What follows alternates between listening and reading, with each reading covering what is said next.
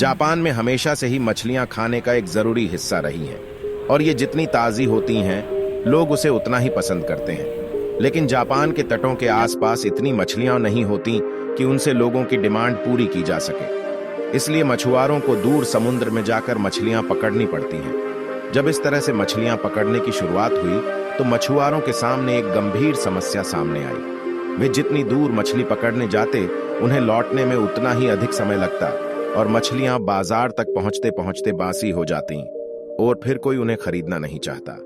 इस समस्या से निपटने के लिए मछुआरों ने अपनी बोट्स पर फ्रीजर लगवा लिए। वे मछलियां पकड़ते और उन्हें फ्रीजर में डाल देते। इस तरह से वे और भी देर तक मछलियां पकड़ सकते थे और उसे बाजार तक पहुंचा सकते थे। पर इसमें भी एक समस्या आ गई। जापानी फ्रिज में रखी फिश और फ्रेश फिश में आसानी से अंतर कर लेते और फ्रिज में रखी मछलियों को खरीदने से कतराते। उन्हें तो किसी भी कीमत पर ताजी मछलियां ही चाहिए होती। एक बार फिर मछुआरों ने इस समस्या से निपटने की सोची और इस बार एक शानदार तरीका निकाला। उन्होंने अपनी बड़ी बड़ी जहाजों पर फिश टैंक्स बनवा लिए और अब वे मछलियां पकड़ते और उन्हें पानी से भरे टैंकों में डाल देते। टैंक में डालने के बाद कुछ देर तो मछलियां इधर उधर भागती, पर जगह कम होने के कारण वे जल्द ही एक जगह स्थिर हो जाती।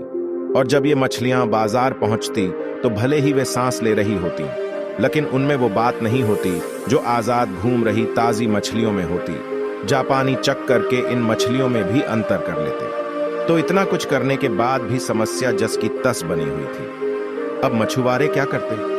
वे कौन सा उपाय लगाते कि ताजी मछलियां लोगों तक पहुंच पाती?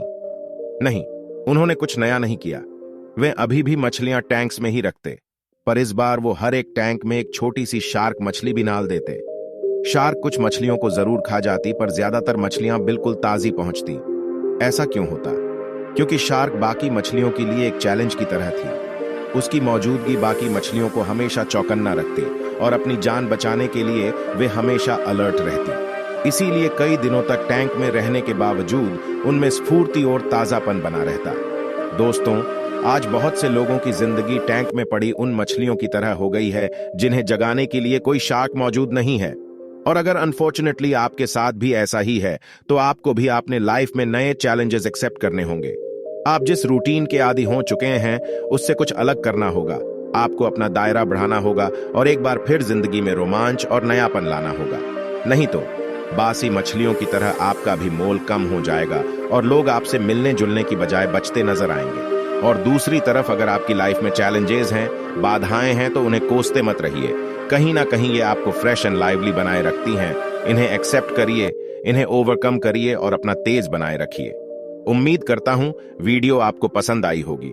यदि इस कहानी से कुछ नया सीखने को मिला हो तो प्लीज वीडियो को लाइक कर चैनल को सब्सक्राइब कर लें, जिससे हर रोज मेरे मोटिवेशनल वीडियो आपको मिलते रहे। दोस्तों, हम आपसे फिर मिलेंगे ऐसे ही एक कहानी के साथ। तब तक के लिए आप जहां भी रहिए खुश रहिए और खुशियां बांटते रहिए। जय हिंद, जय भारत।